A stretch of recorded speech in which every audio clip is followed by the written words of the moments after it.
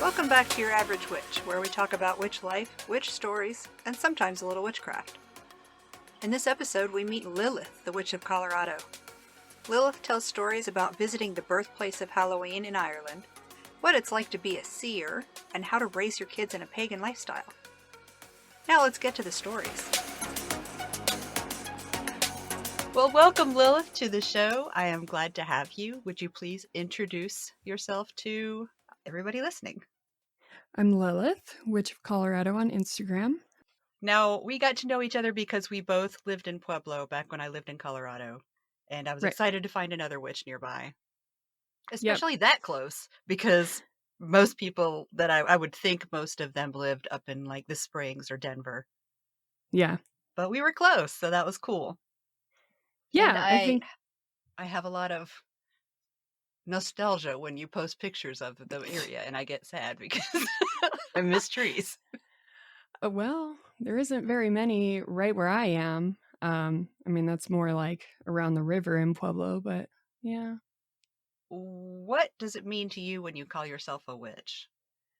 I would say just that I'm a practitioner of witchcraft. I'm definitely more on the pagan side. I don't consider myself a Wiccan. I'm more drawn to older things. So I would say actually more like a neo-pagan, but the witch label I would say really is just practitioner of witchcraft. How long would you say? Do you say you've always been one and it just occurred to you, or you chose it? I guess I'd say I always was. I didn't really own that label until I was probably about 10. But before that, nothing really changed. It was just more of a labeling thing. But growing up in Boulder County, it's very forward thinking and accepting of everyone. And that was just really totally normal to be kind of dabbling in that lifestyle there. So it's really always been a part of my life.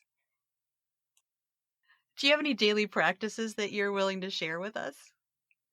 Yes, I'm definitely really into shadow work right now. I have been for quite a while, so I try to keep that as a daily focus, just kind of in setting intentions for the day and keeping that really in mind. And divination, I'm huge on divination. I feel like a lot of times with tarot and oracle, I actually prefer oracle, just it's a little more direct, but you can kind of interpret it however you want.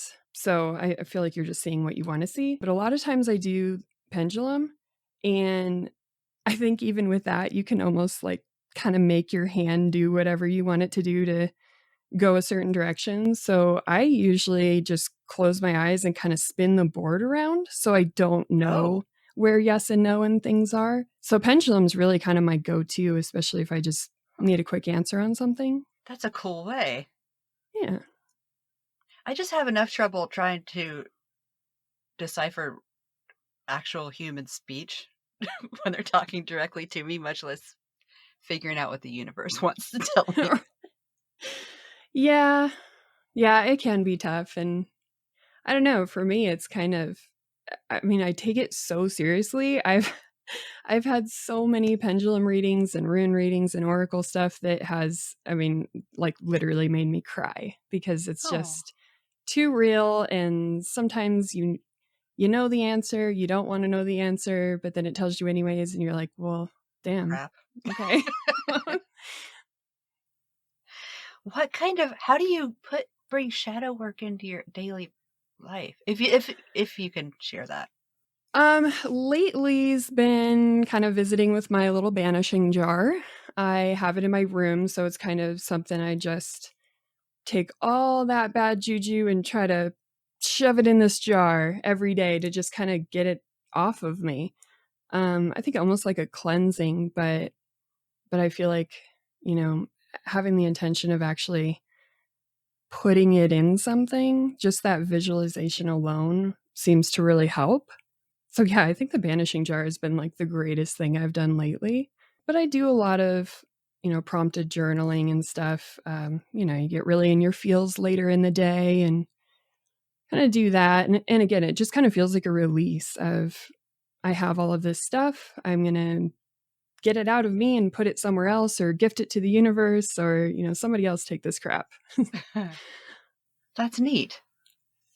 Do you have any family history with witchcraft? Yeah, I was thinking about that a lot. So I'm like, I don't know that my mom would really consider herself a witch as far as the label of a witch. She's definitely very pagan, nature-oriented, pretty much everything that a witch is without a lot of the, I guess, typical practices. So she's always been very open-minded and supportive of all of us kind of deciding whatever our path is and what's right for us.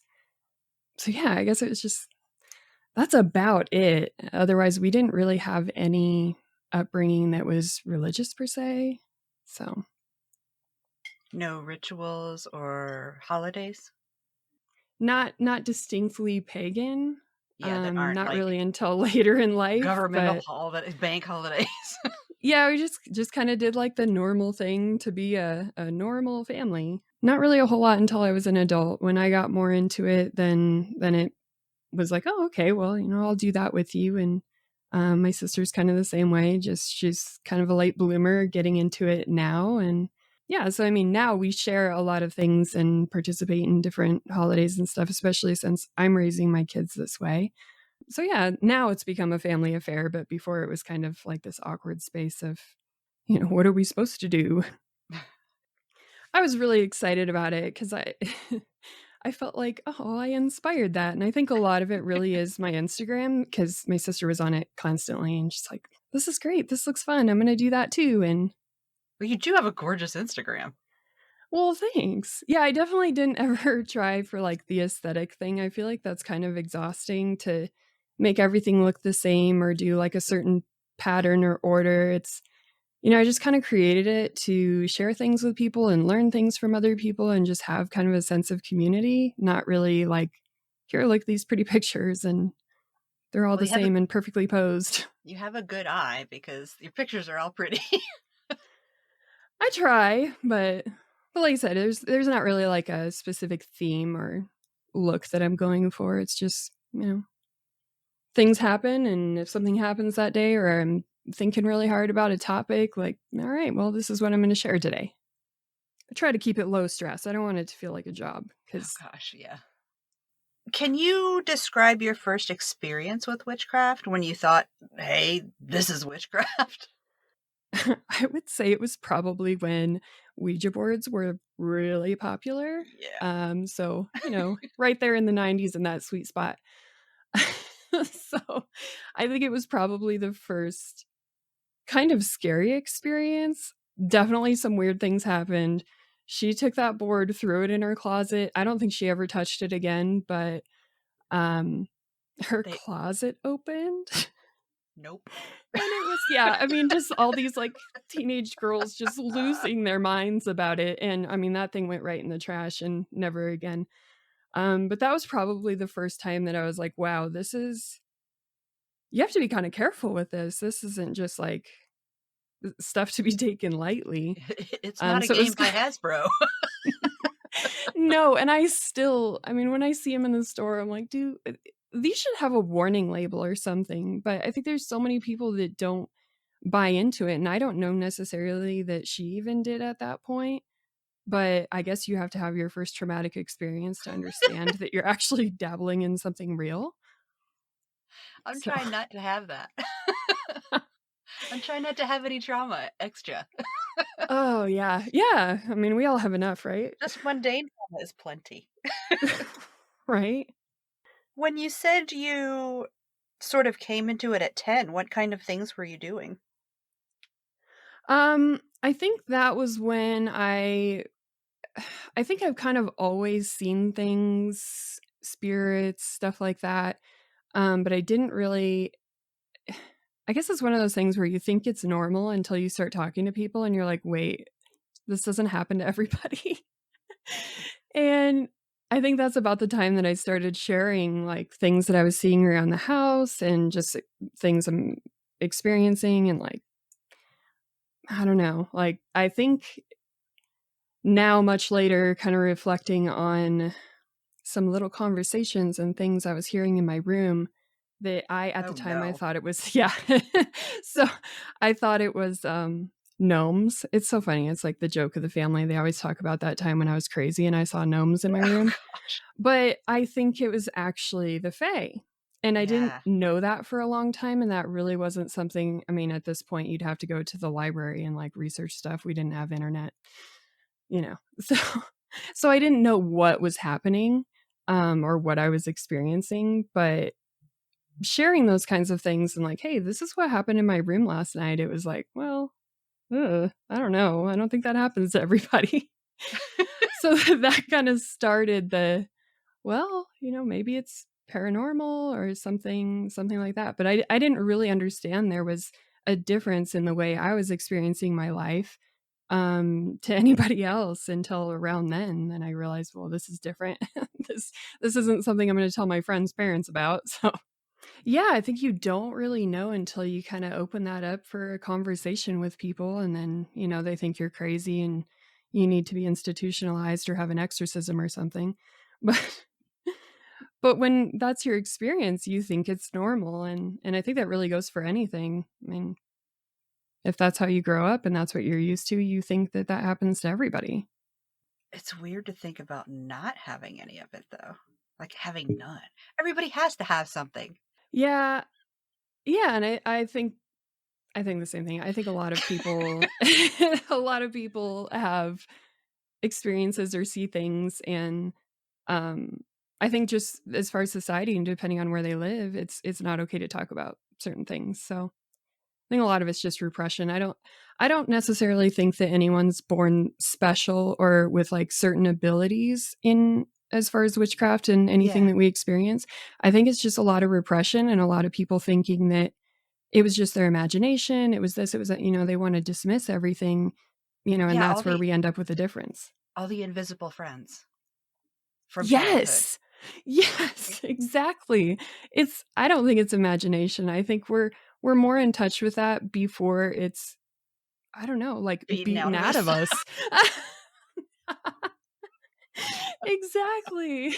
It's because I see that with my kids since they're being raised as practitioners of witchcraft and being raised pagan, that these are normal things that we talk about, and it's nurtured, it's allowed. They can say, whatever weird stuff they're feeling or experiencing, and it's never gone away.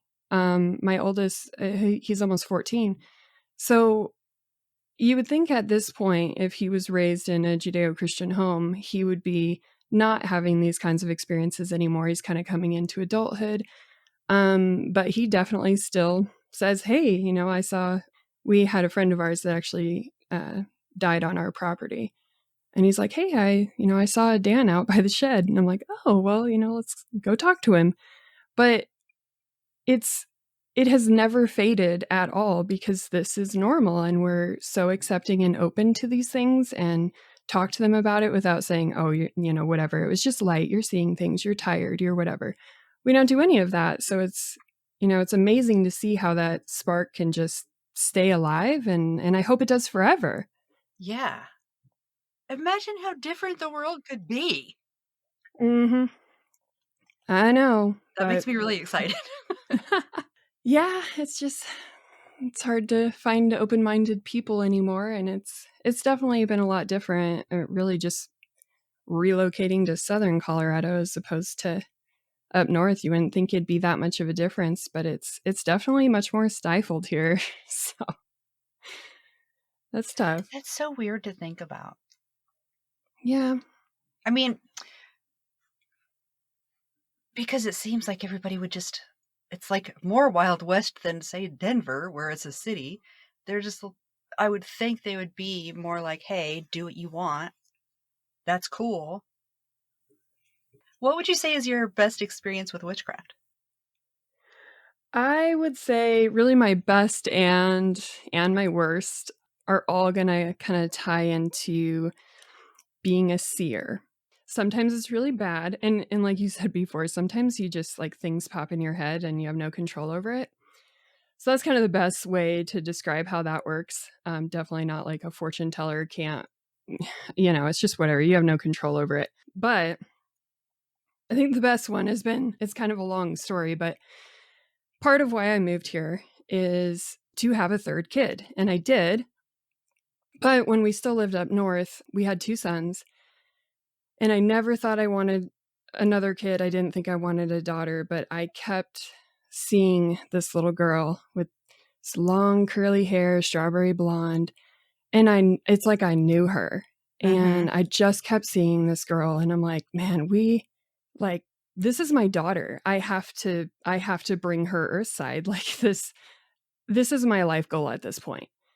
And we're just busy. You know, we were both working. We already had 2 kids. Daycare is outrageous.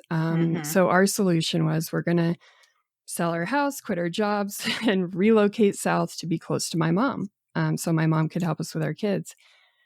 And it's such a gamble. I was actually just talking to my oldest son about it last night of like, we uprooted our entire lives on this vision that I had of my daughter. And I mean, obviously it worked out perfectly. She's here. She's 2, long, curly, strawberry blonde hair, exactly the way I saw her. But it was like just this vision of something, and, you know, to put that much, I guess, faith in it that this is what we need to do. I would say that was really the best, because now I've kind of seen it through from beginning to end of, yep, it worked out. I was right. But I think without having, I guess, enough belief that what I was seeing wasn't just my imagination, it wasn't, you know, anxiety or whatever, but knowing that that was, you know, a vision that was given to me and believing in it enough, I don't know that I would have my daughter if I didn't trust that. I love it. Well, thanks. That's the kind of thing that if you heard, but it's the kind of thing, if you heard somebody describe it, you'd think you're kind of crazy. Yeah, and I think a lot of people would, but I think that's kind of the great thing about my family, that when I say something and I believe something, I'm always that person now in this stage of my life. If I see something or I feel something and have any kind of premonition, I tell people, because it's easy after the fact to say, I knew that was going to happen, or I knew that's how this was going to go. It's a whole nother thing when you say it ahead of time and it happens. Yep. Then people are like, okay, when you say stuff, I'm going to listen. And that was one of them. So I think Ken's starting to do that with me. Yeah, well, and sometimes it's hard. People say, oh, you know, you're going to live a real long life and, you know, whatever. It's always something like way, way, way in the future. But a lot of times the things that I have any kind of premonitions about are really fast. I mean, they either happen that day or like within 2 weeks, and it's weird stuff, but that's why I immediately say something. And sometimes like it's hard to kind of distinguish between what is a message from the universe and what's just my anxiety. So, you know, sometimes it's hard to tell the difference, because, you know, you can have those intrusive thoughts, and it's not always easy to tell them apart. But if I'm unsure, I say something anyways, just in case. And with some things, I feel like if I say it, I'm giving someone the opportunity to change it. Mm-hmm. And it's not that I'm saying it hoping that it happens so that I can be like, no, I told you so. Sometimes it's a protection. Potential future for you. Maybe change that. Yeah. For me, it feels like I'm remembering something, and I think that has not happened. Oh, wait, it's that. Yeah. That's something that's going to happen. This is a future memory. But it's like exactly. only a glimpse. It's not a huge like story. It's just I will see something for 1 to 2 seconds that I'm in my body experiencing it. It's like a memory. Yes. And I think that's the part I kind of look for, is how real does it feel? And with my daughter, it was like this same kind of image. Like I could see her hair, I could see what color it was, the texture, whatever, which is weird because I don't have curly hair, neither does my husband. But it was like I'd kind of see her sort of like bouncing away from me. And it was the same every time, but it was like, no, I know this kid. And there's such a familiarity about it that, yeah, it's like you're seeing your own memory that hasn't happened yet. Yeah. And that was actually, so my worst witchcraft experience along the same lines of being a seer. When I was pregnant with my daughter, we actually had her in Boulder. So we were doing that commute twice a week to the doctor up there. Oh my God. From Pueblo. Oh no. So it was pretty late in my pregnancy, and we were getting ready to go. And I just lost it. And at this point, it's kind of hard to distinguish these feelings because, super pregnant, hormonal, Yeah, I'm just like hormones. crying. But I told my husband that I didn't know if maybe I needed to drive. I felt like we're going to get in an accident. Something's going to happen. Someone's going to get hurt.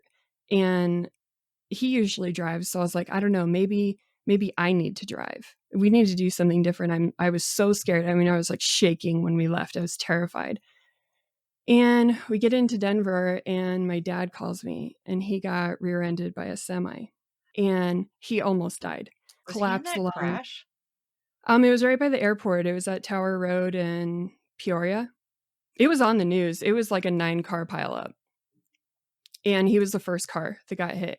Jeez. And he just said, here's where I am. So I was close. So I went to the scene of the accident. And yeah, he just said, it's bad. It's really bad. So I'm like, oh my God. So I'm like, this is what I saw. I didn't realize it wasn't us that were going to get hurt. It was my dad. And I mean, I stayed at the hospital till, I think it was probably 3 or 4 in the morning when the surgeon came out and said, he's alive. But he shattered his back, his entire back is fused now, but collapsed a lung, tore his aorta. Usually that's fatal, Holy tearing your crap. aorta off your Yeah. heart. Yeah, so it was, he had a bunch of fractures, and, my dad's in his 60s. So it was like, wow, I can't. And he was on blood thinners. So we thought for sure he's gonna bleed to death and die. But he didn't. Luckily he made it. He's okay. He's still around. Good. Yeah. But it was like, you don't want these things to come true, but it was like, wow, and I was so angry at myself for not knowing that it wasn't me. It was him. And I should have told him, be careful. Not that he could have prevented it. He was literally just sitting at a red light. But yeah, it was just, it was so instant of, wow, I have this feeling, I'm freaking out, shaking, crying. I don't want to go to this appointment. And then,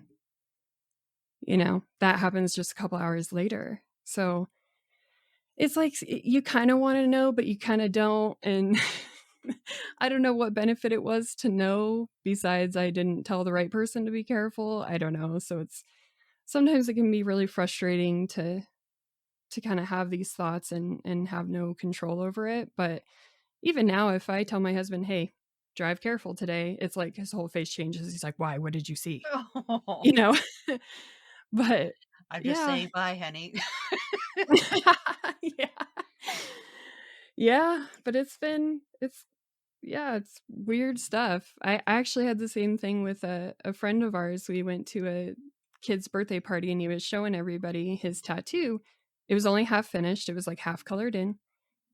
And when we left that day, I told my husband that I think something's going to happen to him because I keep seeing him dead, like on like a table, like at a morgue, and his tattoo is not finished. And he had an appointment to have the rest of it colored in like 2 weeks later. But he was dead 10 days later, and it wasn't finished. So it's like weird stuff like that. And this is somebody I had only met like twice. It was just, I had this, when I looked at it, it was just like, oh no.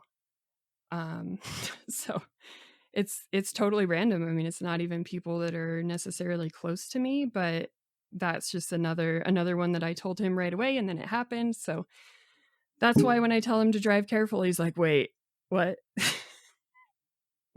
What did you see? That would make me kind of irritated with the universe, frankly, because could you maybe be a little bit more clear? Yeah, and I just kind of wish there was a way to like hone in on it, or just have it be more specific or clear. Or if I can't change it, maybe not show me. Because that Yeah. would, Well, I and have that's enough where anxiety. I have an anxiety disorder. I don't want to see anything else. exactly. And that's what's so tough about it is it's like these things freak me out, but then, you get intrusive thoughts about things and then I'm like, "Oh wait, is this real? Is this really going to happen?" And you try to kind of block out certain thoughts because you're like, well, man, maybe if I think about it enough, is it going to happen? Is that's what's going on Yeah, here? Did I we kill did this it. person? Exactly. So I hope not. I hope that's Weird not how that universal works. guilt. Thanks. Oh, it's awful. Yeah, I see that a lot with my kids now though, and it really freaks me out. My middle kid told me the other day he's just sitting at the table, starts crying. I'm like, Oh what's going on? no. And he's like, I keep thinking my brother's gonna die. And I'm like, oh, no, don't say no. But it was like, I mean, geez, I really hope that's not true, but how seriously he took it that he's just falling apart crying. Again, really hope that's not true. But it's, Does I it don't make you know. rethink plans that you have? Yes, and I think that's why if I feel like someone else is involved or, I try to warn people and tell them, I mean, think I'm crazy, that's fine.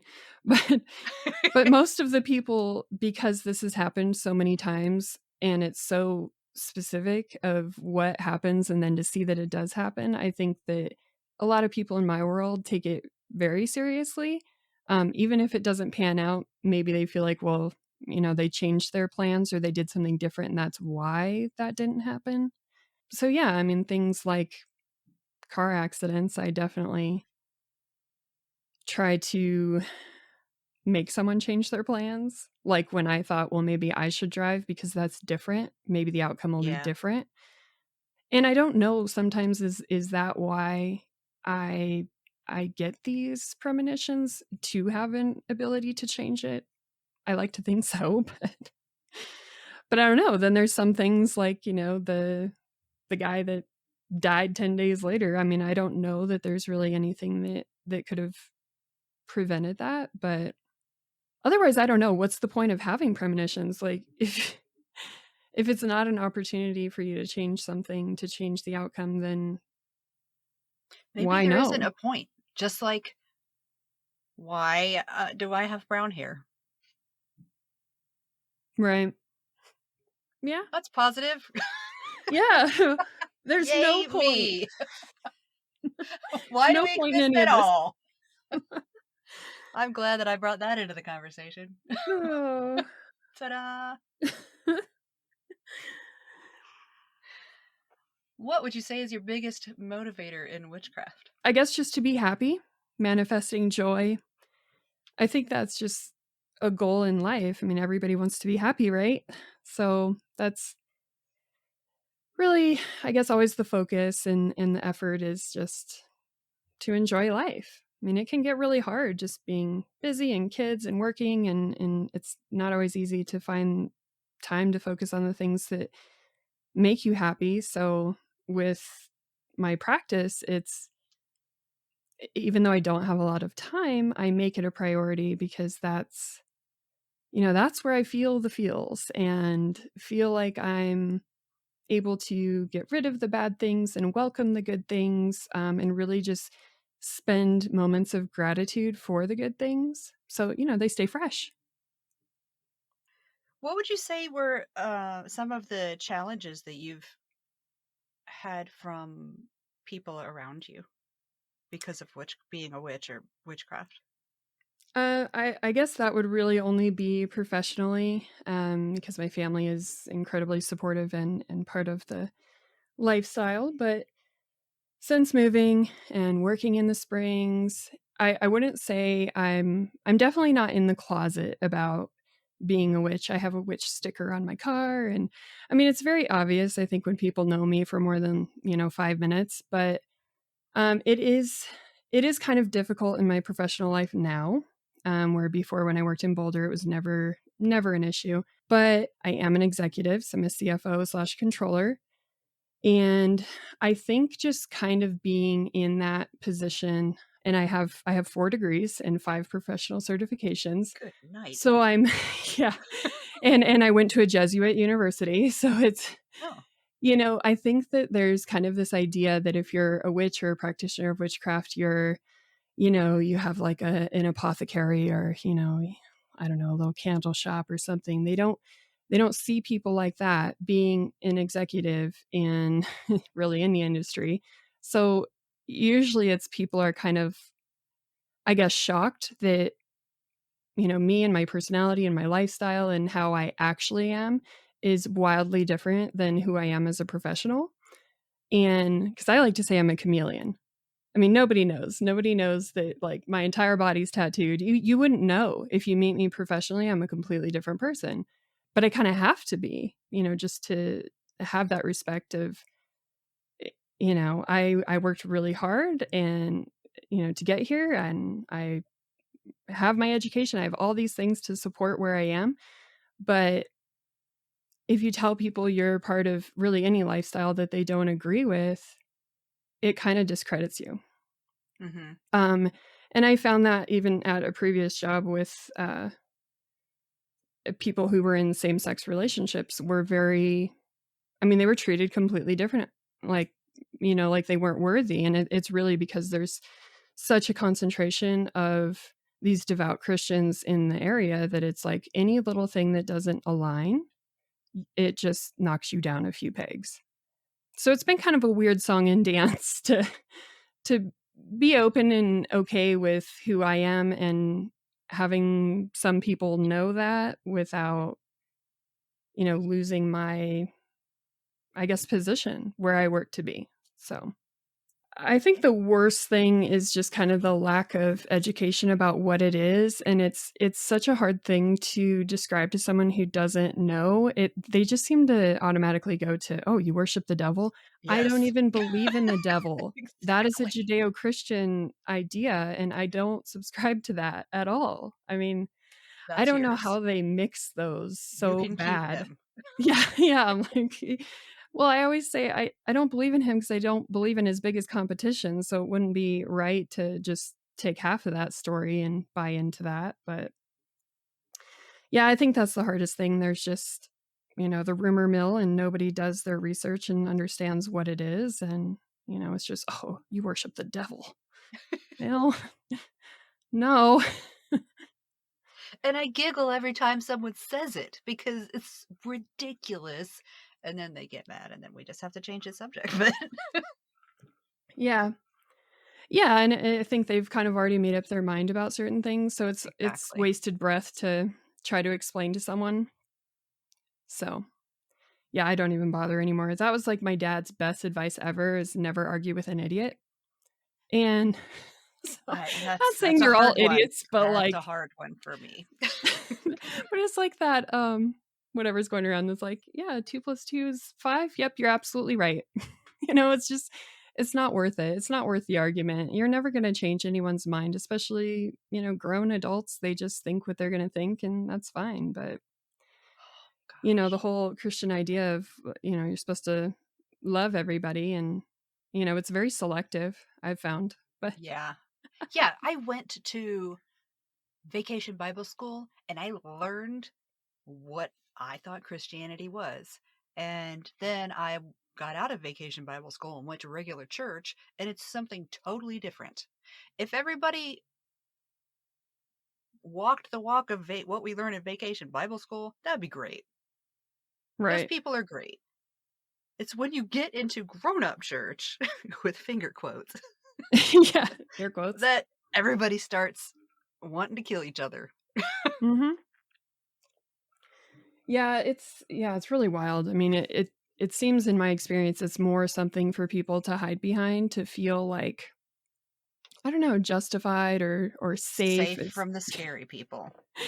yeah, and it's like, well, if you say one thing and you live differently, doesn't your God see that? I mean, I don't know. It seems like it's almost more of a for acceptance of other people in society, which I find totally strange. I don't really care what people think about me. But that's, yeah, they seem pretty fixated on the opinions of others and find some value in that. So It seems like witches have less care as yeah, far as that goes. We just it, care less. yeah, and you almost have to. I mean, you just to be in this lifestyle with, like I said, so many people thinking, "Oh, you worship the devil, you whatever." I mean, you kind of get thick skin about it. Of well, okay, whatever. Your opinion doesn't change my practice or how I feel about it, and you're not going to change my mind. So, I think we're more you do you and I'll do me, and that's okay.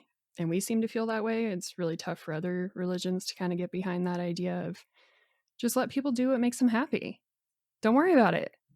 It's not hurting you. I mean, it can, but If you make us angry, if you it want to might. be in a jar, I can put you in a jar. So, hmm. What would you say your biggest struggle is when it comes to witchcraft?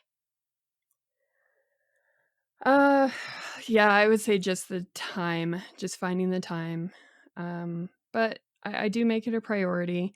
I definitely, it's such a personal thing for me that I've never really bought into there being a right or wrong way. I just kind of do what feels right to me. And I think a lot of the practices that I do alone are probably more similar to a meditation. I feel it. I experience something, and that's what I'm trying to do. So it doesn't really matter if I don't have exactly the right tools for the job. I don't really believe in that. I think it's so much more about headspace, and so I think I've gotten really comfortable in the way I practice. So really my biggest obstacle is just time. That sounds great. Well, it takes a lifetime to get there. but but you just kind of have to let go of the ideas of, you have to do it this certain way and say it exactly like this. And I don't think that's true. I think you just have to, be willing to open yourself up to whatever you're trying to do. And it'll come naturally at some point. Is there anything that makes you angry about the witch community? I know a lot of people get really fired up about this one. It's a but fun thing to talk about. I think, like, I don't know. I feel like I may be one of the only people that hasn't had horrible backlash on my page. I haven't had, the angry mob come at me and anyone try to say, like, I'm doing something wrong or someone who commented something wrong. I haven't experienced any of that, but I do see it on other pages. So I think kind of the idea of anyone feeling like they're an expert that makes me crazy. Nobody's an expert. You can practice every day of your life and be 100 years old. You still have things to learn and things to perfect. And just the practice is so vast that nobody can be an expert in it. There's too much to know, and there's too many different branches of things. Like Wiccan beliefs aren't necessarily part of pagan beliefs, and you can both be witches and not agree on, a law of three or, karma and, things like that. We're not all going to agree. So how can you say you're an expert in something? And the idea of it, I guess, being trendy now, there is the resurgence. I don't necessarily think that's a bad thing. I think that's a great thing. I wish everybody was a witch. So Yeah. I think it validates us more. And I love that. I love that it's trendy, but I just hope that people are doing their research and not just doing it because they think it's cool, because that kind of discredits it. So yeah, I think just I don't know, just the disrespect I see some places, yeah, that makes me angry. And being trendy just to say it without actually believing it that's kind of hurtful. But I think that's really in any religion. When someone says they're some way and they're not, but then they live totally different, it just kind of it ruins it for everyone. Yeah. So Is there anything you wished was discussed more in the witch community? I guess the idea of not having all the exact tools for the job, as far as herbs and stones and, just the rigorous idea there. I don't think that that's as important. And I think sometimes people focus on the wrong things. Like, oh no, you can't use this sage, you have to use that. And that's, I just recently made a post about that of you don't have to use white sage for everything. There are alternatives. There are always alternatives to everything. And I think people fixate on that too much. So I wish that was more widely shared, that you can use what you have, and that's okay. I don't even have an altar that I use. So everybody's always said, "Whoa, how was your altar set up? How should I set up my altar for this spell?" I don't even use one, so I just back out of those conversations. Yeah, that's fun. I mean, I have several around my house, but I don't really, it's not the space that I practice in. It's Yeah. more for here's a little offering, whatever. But a lot of the times if I'm actually doing some kind of spell work, I'm sitting on the floor in my room. So it's not, yeah, it's just wherever you have time and whatever works. And I think for me, it's more about having a quiet space. My main altar is like right in the open in my house, which is kind of weird when new people come over. They're like, wow, ooh, you got all these like dead things out here. What the heck? Yes, So that's what mine looks like too. well, and that's, a lot of people post these really pretty, like, oh, I have all these pretty stones and candles. And I'm like, well, I have this dried lizard and this dead bird and, some. I have a mouse in a jar. Yeah, I found I that weird empty mouse hole outside by the shed, and I put it in a jar.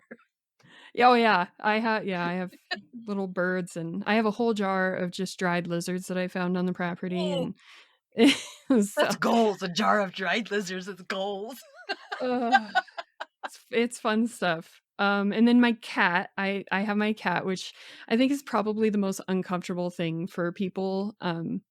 Like I just have my whole cat's bones and stuff in a box. Oh, But that's my familiar. So, and I had buried her at our old house. We lived at our old house up north for 10 years. I buried her under the willow there. And when we moved, of course, my husband thinks this is totally normal. But when we moved, I was like, nope, I have to take her. I have yeah. to take her. And so the day of closing, I had to tell the new owners, like, hey, you're going to see some disturbed dirt under that willow. I dug up my cat. I mean, it was like crickets in the room, What and I'm did their like, I face don't do? care. Well, they were, yeah, I think the blood left their face, but Did they they were, try not to go? Oh, I, oh yeah, I think they did they just did try not to know how to control it? respond. Oh yeah, they were definitely like, fix your face, fix your face. Oh Oh, my good God. for them. Good for them.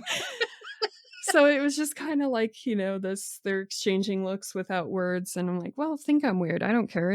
We're not friends. We don't ever have to see each other again. But it was just, I would have regretted that so bad if I didn't take her Yeah. with me. So yeah, I kind of take her out, put her head on top of the box Have you whenever seen I'm those doing things. really nice apothecary jars that they put the bones in and then the skull on top? I think that is so pretty. I have. Yeah, I Oh, know. and like with dried flowers inside for color pops. I would love that. Yeah. Yeah, I had actually, when I first moved down here, that was, I think, one of the first things I contacted you about is like wanting to, I don't know, make some kind of jewelry or something with like a jawbone or something. I still haven't done anything because I just feel like, oh, I don't know if I should like separate her bones. I I don't know. know. So I struggle with it, and I worry like if I break something or lose something, because I spent hours out there kind of putting her body back together to make sure I got it all. Like, okay, I have one leg bone, two, just trying to make sure I got all the pieces. So I'd feel kind of weird separating her now, but People who aren't into it are going to be creeped out, but I think that is so sweet. yeah. And yeah, I know it makes a That lot of is people so uncomfortable, sweet. but and when my sister was here, she lives in California. When she was here visiting, I'm like, oh, I have to show you something. I open the box. I'm like, it's peaches. And she's like, oh, yes, it is. Like she kept a little distance because I mean that was our cat when, We got her when I was really young, and I took her with when I moved out. But yeah, so she's like, geez, it's so there's kind of I guess a difference of like having an altar this aesthetics and having an altar that's, things that are meaningful to Important to you. you. Yeah. That's what So mine is. It's yeah, kind of mine's real my I weird. think mine are more like shrines. Yeah. Yeah. And I definitely change it seasonally, colors and stones and things. But I almost have to because I end up collecting things, and it ends up where I don't even have any room to set anything else down. So I kind of have to redo it, give it a little revamp. I know that life. Yeah. Yeah. Who would you say are the three biggest influences on your practice? Gosh, I feel like it's just such a standard answer, but I would say probably my husband, my mom, and my kids. My husband more so because he takes it very seriously, and there's just a massive amount of respect there that finding somebody who doesn't judge you for what you do, but not only doesn't judge you, but isn't, sitting back there like, oh, what are you doing? You're a weirdo. And, there's never any amount of judgment. He definitely, he takes it very seriously. He sees how, like having premonitions, how that actually pans out. And I guess how healing and impactful it can be just for me. And certain things I do, like he tries to make time for me to be able to have my practice because he sees the aftermath is how helpful it is for me. So that's huge. It's not just acceptance, but it's fully supportive, and I think that's really important. And with my kids, just seeing them kind of grow in this is such a beautiful thing, because this is what I had in mind when I had them, and it's I hoped that it would look like this. And it's easy to say when kids are really young, like, oh yeah, I'm raising them in witchcraft and pagan, and this is great, and they're like 6 months old, and you don't know how that's going to work out. But like I said, with my oldest being almost 14, it's I've kind of seen how beautiful this can be, and just keeping the magic alive, and just how open-minded they are, and how loving and respectful. And they don't have a lot of the bias that their schoolmates do, and that was really the goal. I just wanted to raise good people, and I think this is the way, at least for me. So that's been huge. It's a huge motivator, just seeing how great that can turn out. So That makes me super happy. yeah, it's just it's a motivator to keep going, because you kind of see that this is the difference it makes. This is, my kids aren't like, they hear about someone being gay and they're not like, oh, you're going to hell. They don't even know what that is. Which I think a lot of people find really strange, that I will answer their questions about any religion. Like I said, I went to a Judeo-Christian university. It was a Jesuit university, and I had to learn about all Western religions, all Eastern religions. That was just part of the curriculum. Huh. And I'm not an expert in anything, but I know the Still more than I basics. got. Yeah, but I think it's important to kind of educate yourself about different things, so you can see those differences and not just, know one thing. So if they ask questions about other religions, I am happy to answer them. I'm not telling them they have to be in this path. They can choose whatever's right for them. So when they have questions, great. If I can answer it, I will. But it's kind of beautiful to see that they're not like, oh, I have to be Christian. Like I have to, hell is totally real. And just seeing that they know that they have options is like, what a relief that must be. And I'm sure a lot of other people wish that they had that kind of acceptance and flexibility and freedom to just be whatever feels right to them. So Yeah, it's even a though they huge don't even motivator. know it. Yeah, I think my oldest, like, just talking more with friends and stuff, he sees the difference. But my middle kid, he's like, it's so funny. We were driving down I-25 yesterday, and I don't know if little south of Fountain, there's like a huge cross up on the hill, Yes, and they I light it up know. at night. Yeah, I drive by it every day, twice a day. But my middle kid, he's like, "What is that? What's on the hill?" We're like, "A cross." He's like, "Oh." And I'm like, Do you know what that is?" "No." That's okay. If you have questions, you can ask, but it's like It's I something really terrifying that people did to someone else and then they celebrate it. right. Yes, yes, it's a story about murder. Um, so And then they all wear it on their necks. right, yeah. What is that a T? No, I don't know. But It is you know, now, son. it's whatever you want it to be. But I mean, for me, I don't feel like, I haven't forced him into this box, but just seeing that it's like a confirmation that he really is a blank slate. And that's what I wanted. And, just for them to make their own choices. And so I guess seeing those things, it's a huge motivator to keep going and keep doing this.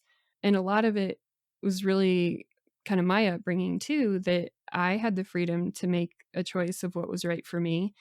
Not quite, I guess, to the extent that I'm doing for my kids, but that's where, I wanted to make sure it wasn't like, hey, you are either a witch or you're Catholic. Those are your choices. No, you can be anything you want to be. Um, so it's, but yeah, my dad grew up Catholic and he went to Catholic school. Oh He my was an altar gosh. boy, but so we knew about Catholicism a lot. I would not say he's Catholic. I don't think he really buys into any of that. He actually thinks it's more like a cult. But well, he used to Well, describe it as like a religion, and he's not wrong. I mean, a lot of religions kind of started as cult like out. a, or yeah, like a government, just a way to control Oh, people. yeah. And so that's kind of how he always described it is, there's a little ounce of truth of there being, a higher power and a purpose in life and good values of loving people, but then the rest of it is literally just to control you. So, and he always felt that way. So it was like, that's the part people miss is you're just being controlled. They're telling you you can't love a certain person because of what their body is, or, that's always seemed super wild to me. People are people. It's like just because someone has some issue with people being gay doesn't mean, yeah, let's make a whole religion and tell you how you're going to hell for this, because what kind of a crisis does that cause for people who are born that way? And then they think, oh, well, I was just born just to go to hell. That's not fair. Yeah, but we all were, according to the Bible. Yeah. Yeah, Which, in the Bible, I think it's just whatever. it, and I always thought it's whoever translated it, it's their bias is in it. And Yeah. okay, King James obviously, had whatever his Was feelings were, mad about stuff. right? And there's just so many things that there's not actually yeah, it's just interpretation. There's so many ideas that are not actually found in the Bible, not as clearly as people state them to be, but I don't know. It's that whole can of worms, that's a whole other thing. Okay, third person. Go off on a tangent here. Definitely my mom. And though I don't really see her, like, she participates in spell work with me if I do it, but I don't think she really has her own kind of separate practice. But she, like I said before, is very pagan values, nature centric, I guess, of the idea that we're all connected and, that people aren't more valuable than anything else on earth, that there's this common thread. And she is definitely a believer in spirits being around. I mean, she sees them too. This is something that my whole life that we've been able to talk about, the spirits that we're seeing or conversations that we've had, and that's normal. And it's always been normal. And I think that's not something a lot of parents do.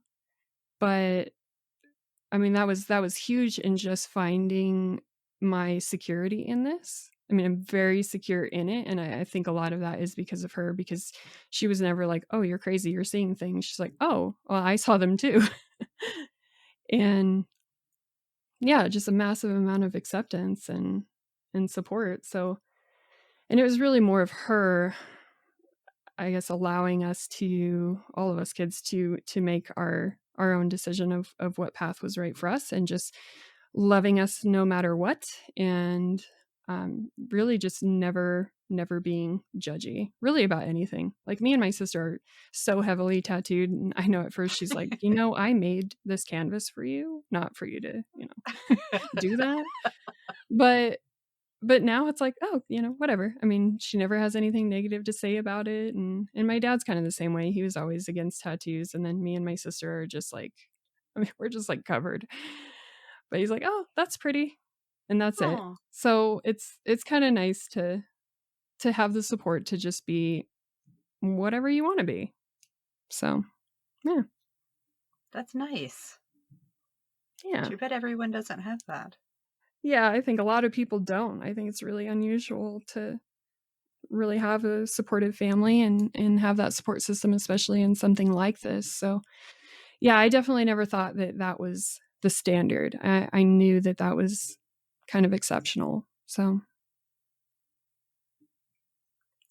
Is there anything else that you wanted to talk about that I didn't bring up? oh, celebrating a holiday. You know what today is? Yes. It's Lunisad. Yes. Or Lamas, or I whatever don't people say want Lama. That's Christian. Yes. Yeah. Or Catholic or I was something. Oh, so the favorite Samhain, obviously, I feel like everybody says Samhain, but I think a lot of people don't know that originated in Ireland. And part of my pilgrimage to Ireland, I went to the Cave of Cats, and that's where Samhain was born. And I almost just shrieked Cave of Cats because that is exciting to me. What? yes, it is unreal. So my poor husband, I drug him all over Ireland just to like touch rocks and stuff. We went to like I would do that. he's like, oh my gosh, another rock. And he knows, like, I have to sit there, I have to touch it, I have to feel We it. have to hug this. Yes. And it's so cool because a lot of them in like the, burials and stuff, they're actually in people's yards and like farmland and stuff. But with Ireland, you are allowed to, when there's historical relics in someone's yard, you are allowed to go out, and it belongs to the people. The history belongs to the people. So it's not trespassing, I guess is my point. You can go out onto their property and explore these things, and that's totally normal and totally okay. And I had to try to explain to him, no, it's fine. We can jump this fence. It's okay. That would give me so But- much anxiety. But oh yeah, he was just, he was along for the ride. We're gonna But I'd get go to shot. like, oh, no. In Ireland, I don't think so. But Yeah, I don't think they have guns over there, but I remember from the South. yeah. Yeah. Well, that's, I think what he was worried about is here, you put a toe on someone's yard, you're going to get murdered. So we'd go out to these burials, and I'd have to like lay under the rock. And, I was just, I loved it. I was just lapping it up. And we went to the Cave of Cats, and it's really hard to find information about where it is. Eventually we did find it, but we were walking around in all this fields of sheep shit, and we were just like filthy. And finally found it. And I mean, I am not really, I don't get spooked easily. I'm not afraid of things. I mean, I go to every haunted place there is, and I'm like the person that they're shoving down these mystery hallways to see what's down there. And I'm totally okay with that. I feel like it's my life goal to be the first person killed by a ghost. So I I feel like I almost put myself in these situations. So I knew I would feel something, but just knowing that most of the world is celebrating this holiday, and that it was born right here, that was such a profound moment for me. And I have never been so scared in my life. I just like, all right, I'm gonna walk into this cave, and didn't have a light or anything. And it was I mean, the feeling was unreal. And it wasn't just me. My husband felt it too, and he's usually not that way. I mean, he's a believer in the paranormal and things like that, but not to the point that he usually, physically feels something. And he only took a couple steps in and then was like, "Nope, I'll be right here." I'll watch you do whatever you need to do. But yeah, and I don't think it was all good. And I think that was kind of, the idea that these cats came flying out of this cave because it's a portal to the underworld. It's not necessarily like good things down there, but that was, I would recommend to anyone going there. I mean, even if you don't know the whole history and the story, there's no way you can go in that and not feel something. Are you sending somebody as a sacrifice? Maybe. Well, I mean, if you're in Ireland, really, it was, I mean, there's a lot of beautiful things to see, but that just the emotions of that and the feeling of that is That just, I sounds mean, it's like I so want to go. burned. Oh, it's incredible, but it's just, yeah, it's absolutely like burned in my memory, very photographic. And yeah, so that's so it's not just, oh yeah, let's celebrate Samhain because that's trendy and cool and that's like the And witch's there's holiday. candy. See, I don't even have a sweet tooth, so that's not even What? a thing. I don't. I don't understand you in any way. Oh, yeah. But it's, yeah, I think that's a big part of it. But, there's definitely a lot of, I guess, attachment to the dead. And, we're those people that will have a, birthday party or something and just like start talking to the dead. Not necessarily that like we see them sitting there and they're responding, but we're Just in very case. inclusive of the dead. And yeah, just in case, just, I guess we think they're still here with us, right? We feel things sometimes, we see things sometimes, so why not include them in things that we do? And I think that's the better part of that holiday, is just the inclusion of the dead. So yeah, I like that. yeah. Who would you like to see on the show? Oh yeah, I thought about that a lot. So like, I feel so out of touch with like the greater witch community. I feel like everyone that I interact with and see are just people. Well, I guess, everybody's just people. well, yeah, I guess not, people that everybody knows. Well, I mean, you should put yourself on your own show. I don't know how to interview I myself. I think, thought about doing it and I don't know how. I can't. I'll well, just go veering off. It'll end up being about pie or about the cat. I think, yeah, it's kind of hard to sift through and find people that are, I don't want to say more on like the dark side, but like, people that would have like dead animals in their altar and stuff. But I Just remember, say that. I want you to have on people who would have dead animals on their altar. yes, that. But there's a girl in Texas. It's Vervain and the Roses. And I've been following her for years, but I remember the first time I was like, yep, she's legit. She's a witch. She had this giant orb weaver spider in her house. The yellow one? And I don't know if it was a yellow one. It was definitely one of those big bottom boys. Mm. But it was just in the corner of one of her rooms, and she left it. And it just had this huge web, and she just let it live there. And I was like, that is OG. That's legit. Like, you just let this giant spider have a little home inside your house. Didn't take it out, didn't kill it, so it was, I think that kind of aesthetic and that kind of devotion to, the weird stuff. So I just was like, oh, I love her. But she's about to release another book, but she wrote a book all about runes. And I think that's one of those things that isn't very well researched.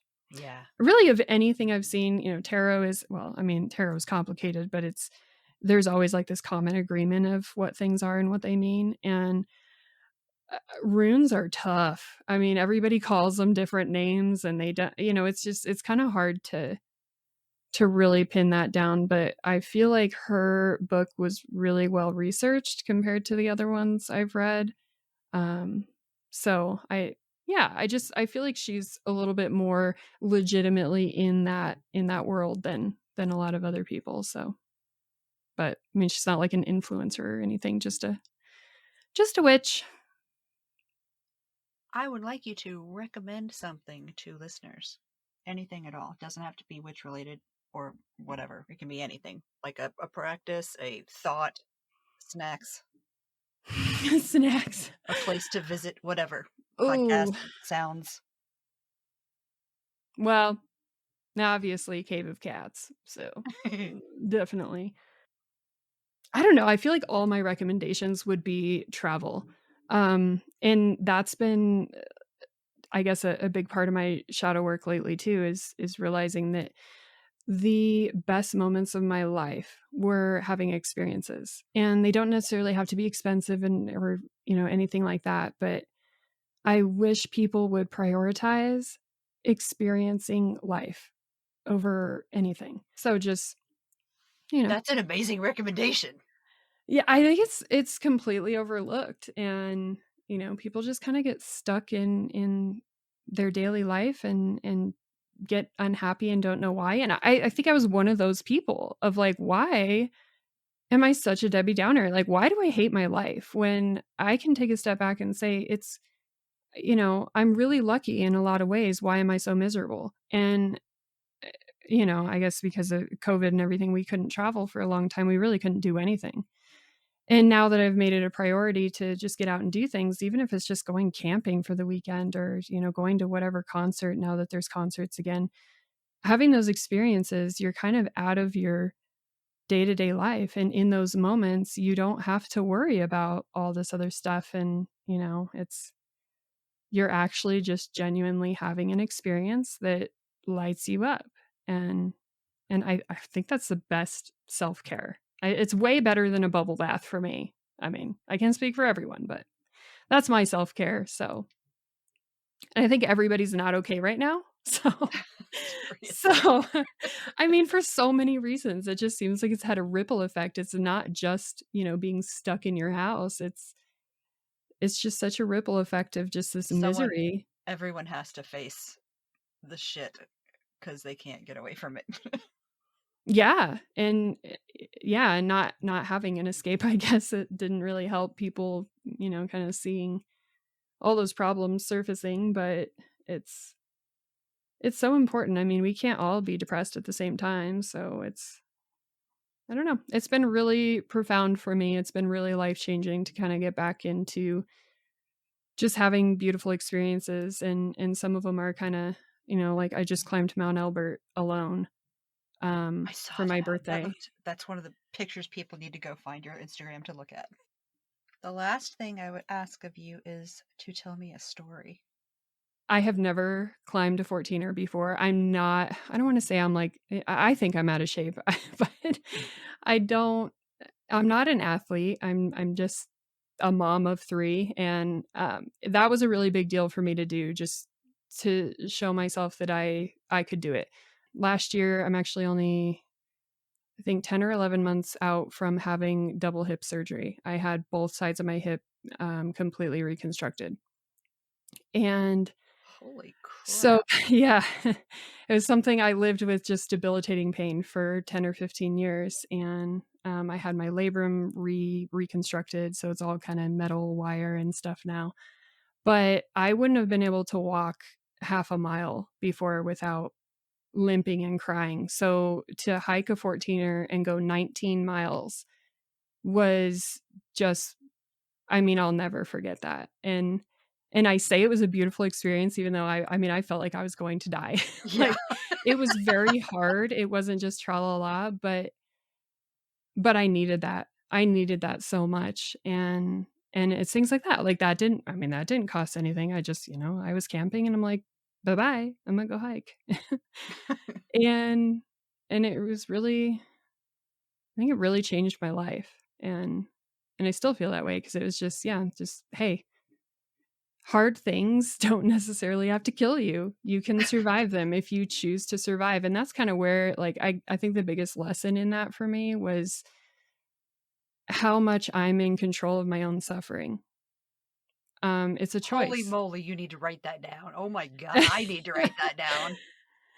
Yeah, well, because, the last 2 years, I mean, for a variety of reasons that, a lot of them I'm really not even allowed to speak of, but it's been the hardest 2 years of my life. And I think being on that mountain, really, it was, man, this is suffering. My feet are bruised, they're bleeding, they're peeling.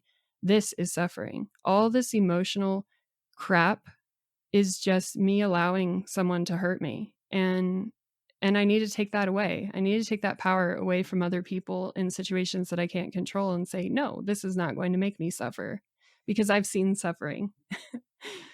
So, yeah. Holy shit. So I would recommend everyone go. No, I can't recommend going on a solo hike. That was actually really dangerous, and I probably shouldn't have done that. But again, that is one of those things that I felt so strongly that I knew I was going to be okay. Yeah. Otherwise, I wouldn't have gone. And I trust those gut feelings that I know when something's going to be okay. And that's one of those experiences I had with all 3 of my kids. For different reasons each time, I had complicated pregnancies and wasn't sure if, my kids were going to make it, but I knew different, and I trusted that, and I went with that, and I was right. So yeah, so I can't recommend anybody do something crazy and wild and dangerous and reckless like that unless you're going to be okay. Because, I'm just out there in the woods with nothing but a, granola bar and some water, and I could have easily run into a bear or something, but I didn't, luckily. So. Well, thanks for coming on. Yeah, thanks for having me. I will see you on the Instagrams. All right. Hey, thanks for listening to this episode of Your Average Witch. You can find us all around the internet on Instagram at Your Average Witch Podcast, Twitter at Average Witch Pod, Facebook at facebook.com/Your Average Witch Podcast, at YourAverageWitchPodcast.com, and at your favorite podcast service. Want to help the podcast grow? Leave a review on Apple Podcasts. You just might hear your review read at the end of the next episode. If you'd like to recommend someone for the podcast, like to be on it yourself, or if you'd like to advertise on the podcast, send an email to Yeah, thanks for having me.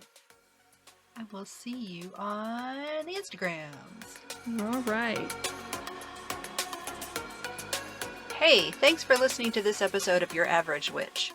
You can find us all around the internet on Instagram at Your Average Witch Podcast, Twitter at Average Witch Pod, Facebook at facebook.com/Your Average Witch Podcast, at YourAverageWitchPodcast.com, and at your favorite podcast service. Want to help the podcast grow? Leave a review on Apple Podcasts. You just might hear your review read at the end of the next episode. If you'd like to recommend someone for the podcast, like to be on it yourself, or if you'd like to advertise on the podcast, send an email to YourAverageWitchPodcast@gmail.com. Thanks for listening, and I'll see you when the moon changes.